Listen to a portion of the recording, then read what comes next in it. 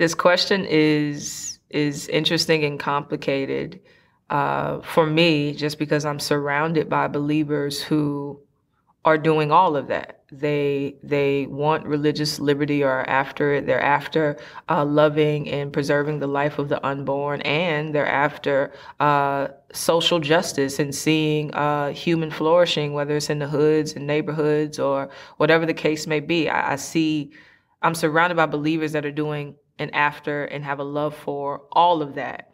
And so the intrigue for me in believers who are not, I think, comes from this idea that it's a segmented thing, that I, as a believer, I can be after religious liberty and abortion and marriage after in a good way, preserving it.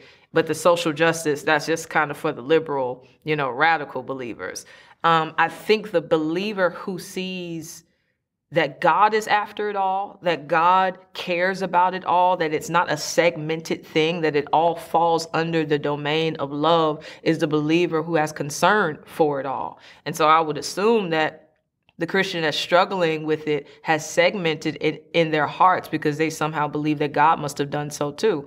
And I don't believe he has. I believe human dignity matters in the womb and outside of the womb. I believe that his gospel, when it comes to how marriage represents his gospel, matters. All of it matters to God. So all of it must matter to us. This isn't a radical liberal Christian thing or a super conservative Christian thing. It's simply Christian.